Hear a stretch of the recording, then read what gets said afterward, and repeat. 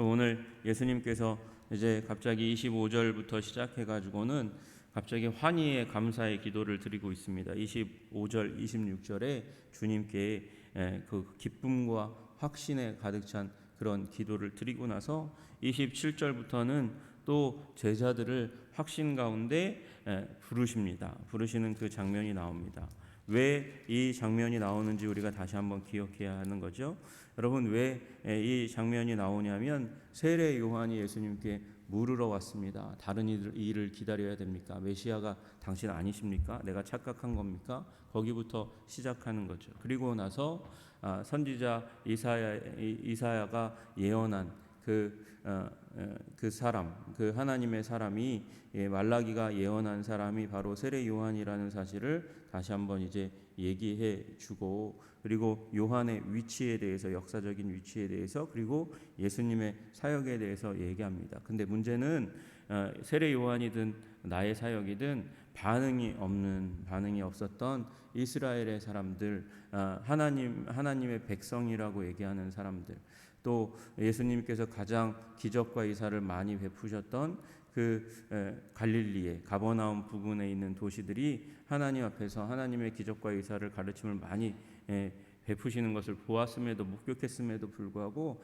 별로 반응이 없었던 그 부분에 대해서 예수님께서 책망하신 장면이 나옵니다. 그러나 그럼에도 불구하고 하나님께 반응하는 사람이 있다는 것이죠. 그런 이들을 바라보면서 주님께서 하나님 아버지께 감사의 기도를 드리고 있습니다. 그때 예수께서 대답하여 이르시되 천지의 주제이신 아버지여, 이것을 지혜롭고 슬기 있는 자들에게는 숨기시고 어린 아이들에게는 나타내심을 감사하나이다 말씀하세요.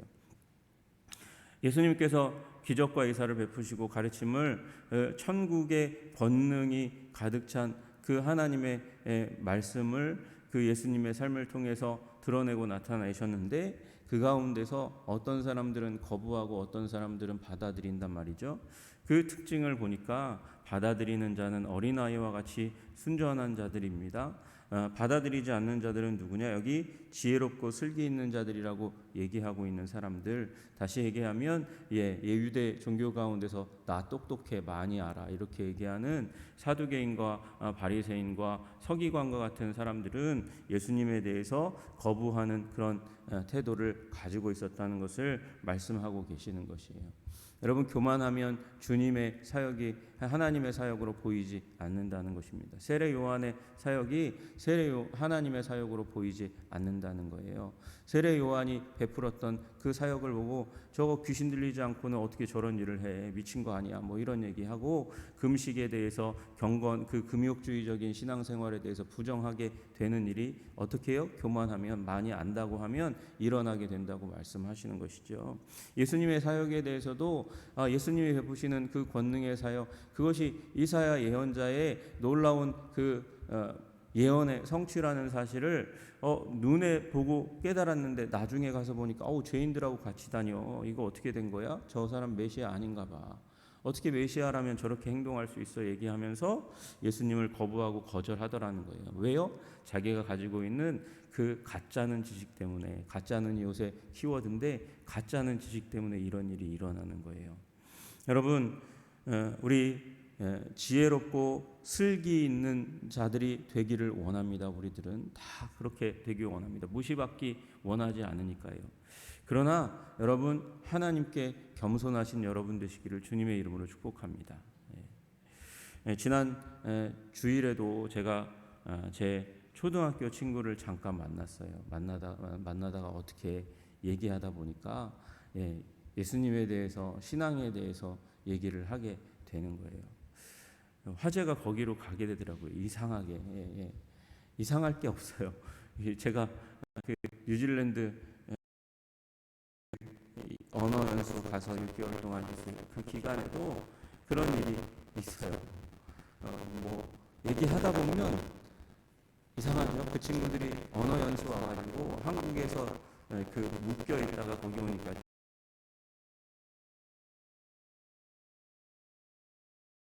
그런데 이상하게 제 앞에 같이 대화하다 보면 예수님에 대해서, 신앙에 대해서 얘기하게 돼요. 저도 예수님을 그때 깊이 알지 못하고 이제 초신자에 불과한데도 그렇게 되어지는 일이 있습니다. 여러분, 여러분의 존재가 그런 존재예요. 어떤 존재예요? 예수님을 그들의 인생 가운데 도전하고 전해주는 그런 역할을 감당하는 사람들이 그리스도인이라는 존재들이죠.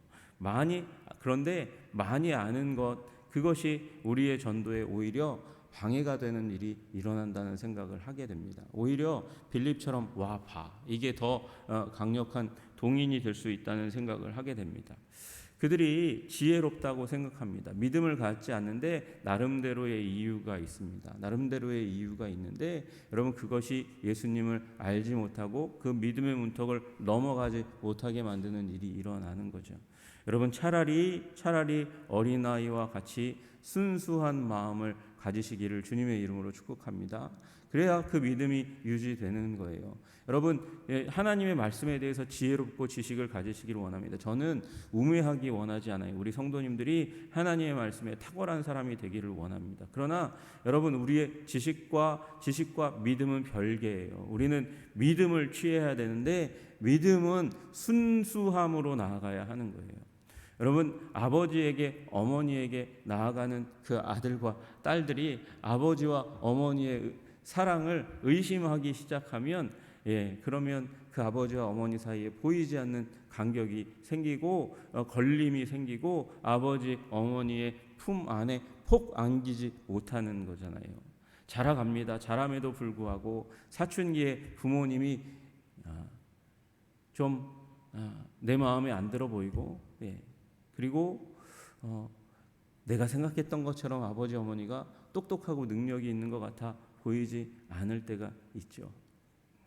그러나 그렇게 지나다가 어느 나이 때쯤 되면 다시 한번 아버지와 어머니의 모습이 존경스러워 보이고, 그리고 그 사랑에 다시 한번 감사할 때가 있는 거잖아요. 여러분, 그렇지 않습니까? 제가 그랬어요. 저희 아버지가 그렇게, 우리 아버지는 더 능력이 있었으면 좋겠고 더 똑똑해 보이면 좋겠고, 우리 아버지는 담배도 안 했으면 좋겠는데 수염도 좀 잘 깎았으면 좋겠는데, 저희 아버지가 저를 안아가지고 이렇게 얼굴을 부비는데 그렇게 따가워가지고 왜 그러시나 막 이렇게 아버지에 대해서 불만도 갖고 그렇게 했었는데, 나중에 이제 아버지의 모습을 보면서 아버지를 사랑하고 존경할 수밖에 없게 되는 그런 자리 가운데 나아가게 되더라고요. 여러분, 아버지를 향한 그 사랑은 하나도 변한 게 없고요. 아버지의 태도는 별로 그렇게 많이 달라진 게 없는데 왜 그럴까요? 내가 변해서 그래요. 내가 변해서. 여러분 지혜로우시기를, 슬기 있기를 소원합니다. 하나님의 말씀에 대해서요. 주님을 믿는 믿음 가운데는 순전하시기를 주님의 이름으로 축복합니다. 그런데 주님을 믿는 그 믿음에 자꾸 지혜와 지식을 집어넣으면서 저러면 안 되는데 라고 여러분 바라보기 시작하면 우리 연약함과 부족함이 있는 교회고 사람인데, 그것으로 말미암아 걸림이 되고 하나님께 나아가는데 문제가 될 수 있고요. 그리고 하나님 성경 말씀 가운데 내가 이해되지 않는다고 하나님은 아닌 것 같아, 예수님은 아닌 것 같아, 그렇게 얘기하기 시작하면 여러분의 삶에 걸림이 일어나게 되는 거죠. 여러분, 주님 말씀 앞에 서서 주님의 말씀을 배워가시면서 지혜롭고 지식이 넘치시기를 원하지만 여러분의 믿음이 순전하시기를 또한 동시에 기도드립니다. 주님의 놀라우신 은혜 가운데 여러분 서 있기를 소원합니다. 여러분, 이렇게 되는 것, 예수님을 믿는 믿음에 대한 부분에서 지혜로운 자, 지식이 있는 자는 보이지 않고 오히려 어린아이와 같은 자는 보이게 되는 것, 그것이 아버지의 뜻이라고 예수님이 기도 가운데 말씀하고 계세요. 그 가운데서 예수님이 자신에게 하나님의 전권이 부여되어 있다고 그렇게 선언합니다. 내 아버지께서 모든 것을 내게 주셨으니, 아버지께서 모든 것을 예수님에게 주셨다고 말씀하십니다. 예수님이 전권을 가지고 계세요. 모든 권능을 가지고 계세요. 모든 능력을 가지고 계세요.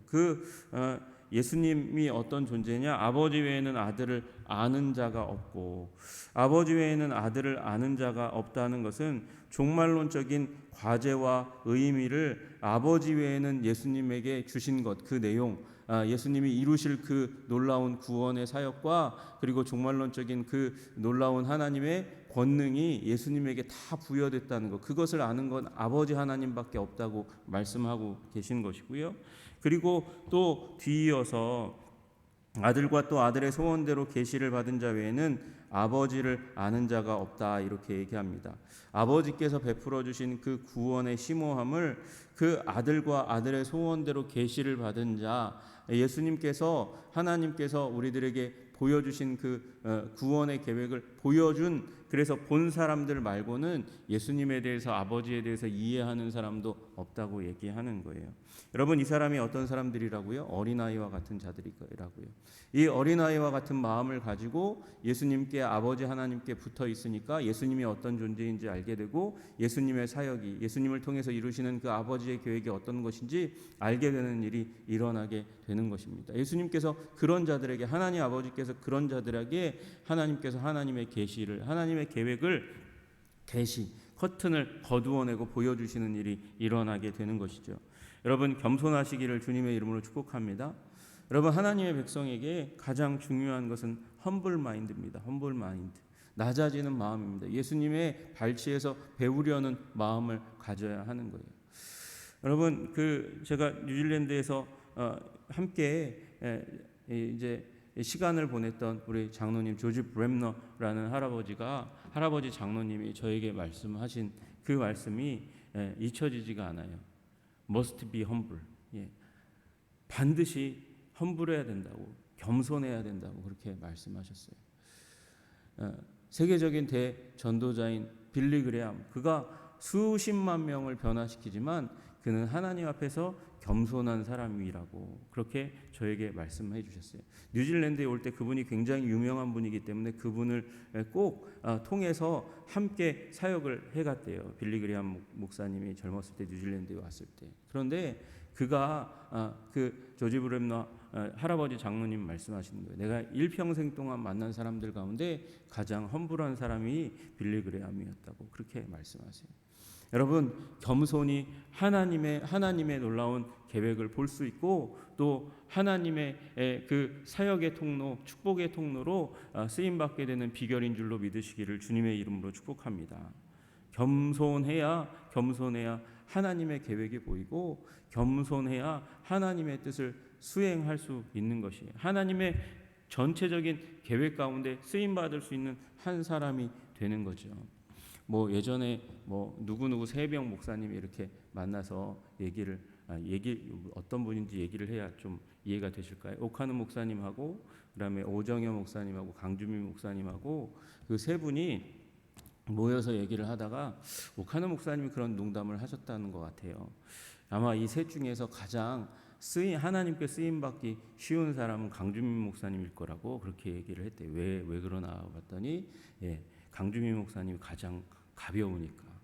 쓰시기에 이건 몸무게 얘기하는 거예요. 몸무게가 강주민 목사님이 제 뼈만 남아 있는 분이거든요. 뼈 가죽밖에 없으니까. 가벼우니까 하나님이 들어서 쓰시기에 가장 쉽다고.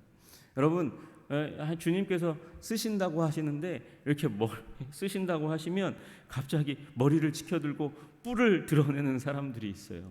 가슴 가운데서 이렇게 나는 아니야 막 이러면서 보여주는 사람이 있다는 거죠. 여러분, 주님이 들어서 쓰시기에 가벼운 사람들 되시기를 주님의 이름으로 축복합니다. 겸손해야 어린아이와 같아야 그 쓰임 받는 것을 기뻐하는 모습이 보여야 주님께서 쓰시기 좋은 거죠. 여러분, 주님 앞에 겸손하고 순종하시는 여러분 되시기를 주님의 이름으로 축복합니다. 이것이 가벼운 일이고 쉬운 일이라고 말씀하세요. 수고하고 무거운 짐진 자들아 다 내게로 오라, 내가 너희를 쉬게 하리라. 그렇게 말씀하세요. 여러분, 여기서 쉬게 한다는 말은 그냥 평안을 얻는다, 쉼을 얻는다, 안식을 얻는다 그런 의미가 아니고 구원을 얻는다는 말씀이에요. 수고하고 무거운 짐진 자들아 다 내게로 오라. 내가 너희에게 쉼을 주겠다, 구원을 주겠다고 말씀하시는 거예요. 여러분, 왜 수고하고 무거운 짐을 지고 있습니까? 지금 이 말을 받는 사람들은 누굽니까? 이들은 멍에 가운데 있는 사람이에요. 나는 마음이 온유하고 겸손하니 나의 멍에를 메고 배우라 이렇게 말씀하시는데, 여러분 여기에 나의 멍에라는 말이 있는 거니까 나의 멍에 말고 다른 멍에가 있는 거잖아요. 여러분, 이 다른 멍에가 무엇입니까? 사도행전 15장에서 말씀하시는 그 멍에예요. 그런데 지금 너희가 어찌하여 하나님을 시험하여 우리 조상과 우리도 능히 메지 못하던 멍에를 제자들의 목에 두려느냐 이렇게 말씀하시는 그 멍에가 무슨 멍에입니까? 모세의 멍에예요. 율법의 멍에란 말이죠. 율법의 멍에를 누구도 못 졌어요. 유대인들도 못 졌어요. 근데 왜 이방인들에게 지우려고 하냐고 그렇게 설득하고 그래서 그 모세의 법이 아니고 예수 그리스도의 법 가운데로 나아오라고, 모세의 멍에가 아니고 예수님의 멍에로 나아오라고 그렇게 말씀하시는 거예요. 나는 마음이 온유하고 겸손하니, 마음이 온유하고 따뜻하고 그리고 겸손하니 낮은 사람들의, 가난한 자들에게, 연약한 자들의 눈높이에 맞춰 있는 존재니 나의 멍에를 메고 배우라 이렇게 말씀하고 계세요. 여러분, 멍에는요 보통 그 소 2마리에게 지웁니다. 2마리에게 지우는 멍에예요. 그 멍에에 2마리를 지우는데 한 소는 굉장히 힘이 있고 그리고 기술이 있는 그 소에게 한쪽을 이렇게 맡기고요. 그 다음에 연약하고 잘 트레이닝이 되지 않는 소를 그 옆에다 같이 메웁니다. 그러면 어떻게 될까요? 이 기술이 없고 연약한 소가 이 기술이 있고 힘이 있는 소를 따라서 일을 해가면서 같이 멍에를 지면서 배워가요. 성장하게 되는 일이 일어나는 거예요. 지금 그 얘기를 하는 거예요. 모세의 멍에는 너무도 무겁고 고난 가운데로 수고하고 무겁게 만드는 그 가운데로 들어가게 되는데, 나의 멍에는 그렇지 않다. 나의 멍에는 따뜻한 마음을 가진 내가 바로 옆에 있고 그리고 겸손하니 낮은 자에게 눈높이를 맞춘 그 멍에가 나와 함께 지게 되니까 너희가 함께 나와 동행하면서 성장하게 되는 일이 일어나고 힘이 있게 되는 일이 일어나게 되는 거야. 그렇게 말씀하시는 거예요.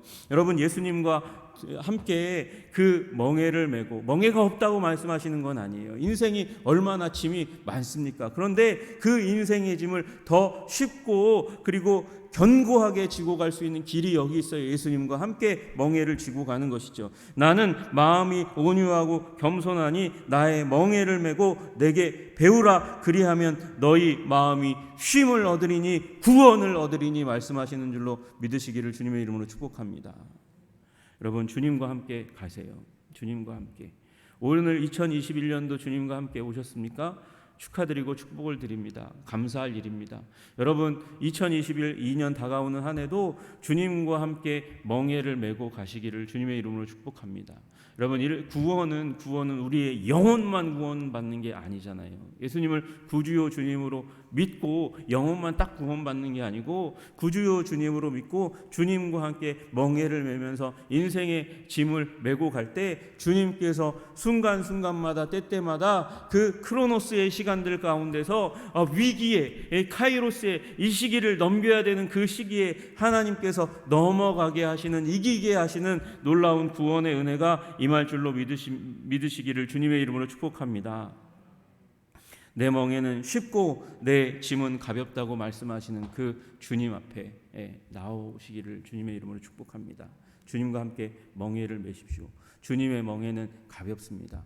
여러분, 세상의 멍에, 예수님을 떠나면, 이 유대 율법주의를 떠나면 그러면 가볍습니까? 인생의 고난에 봉착합니다.